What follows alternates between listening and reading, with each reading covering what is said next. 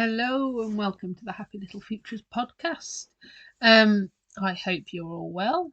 Uh, this week I thought I would talk about something that I feel goes alongside mindfulness and meditation, especially as parents. Um, However, it isn't mindfulness and meditation. Ooh, exciting stuff. So we've all heard nowadays about self-care, and I heard about self care a couple of years ago, um, and like sort of as parenthood went on, it sort of goes through trends, doesn't there, of phrases and words that people say.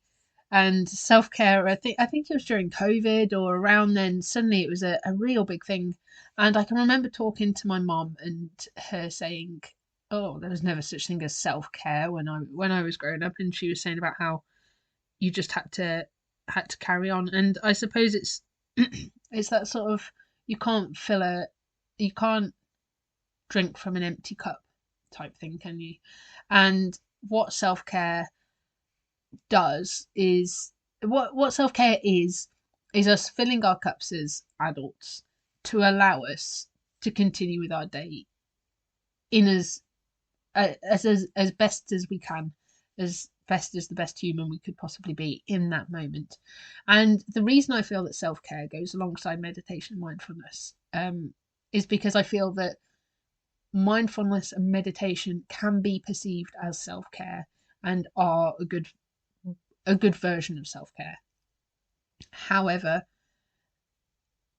I feel that you need to sort of do both in order to benefit from either one.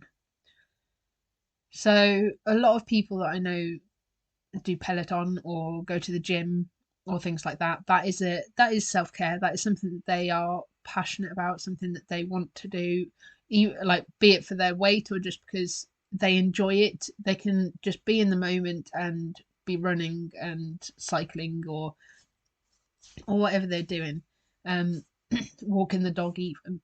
And in those instances, you have to make the decision. Am I? To me, you make the decision. Am I allowed to do this right now?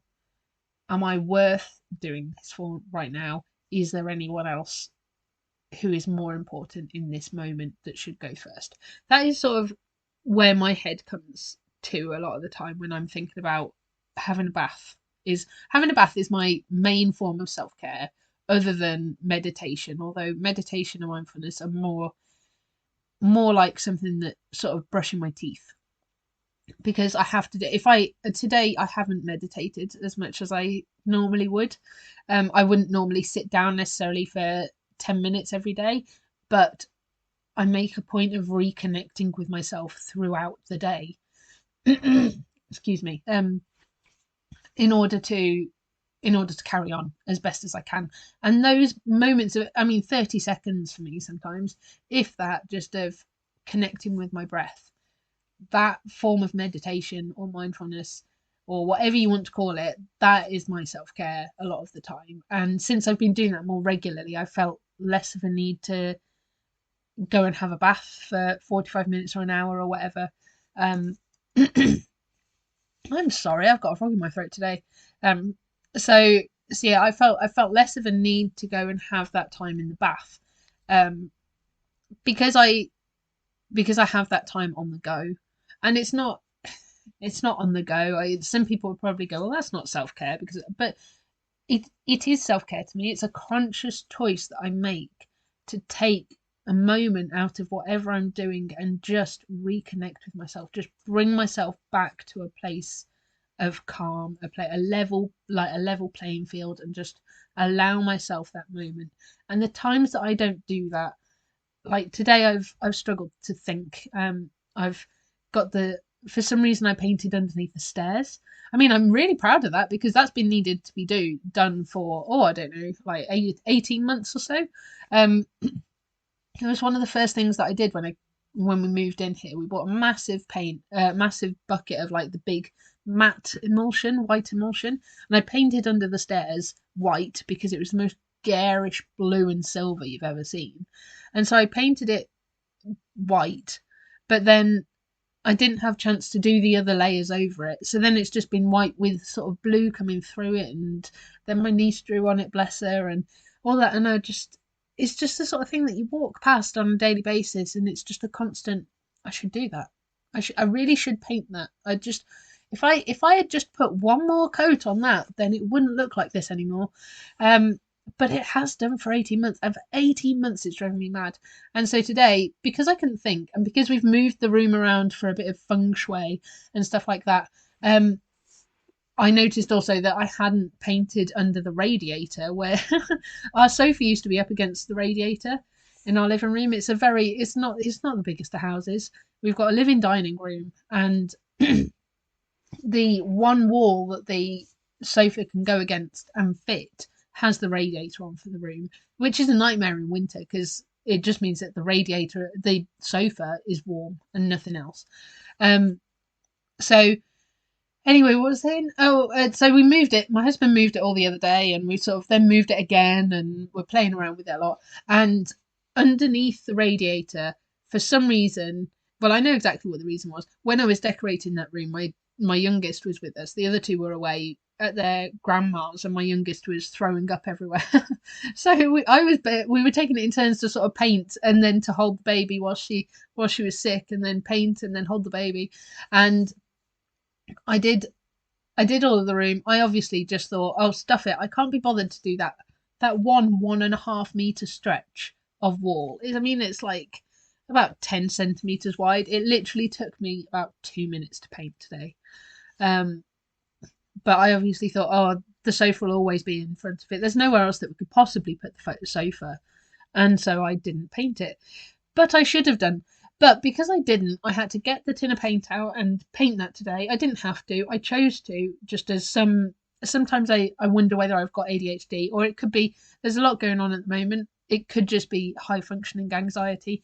And that's sort of creeping back out the woodwork again. And because of that, I have been more anxious today about certain things going on, which I'm not going to disclose at the moment. So it's nothing major. Don't panic. Anyway. So I'm not going to disclose that anyway. So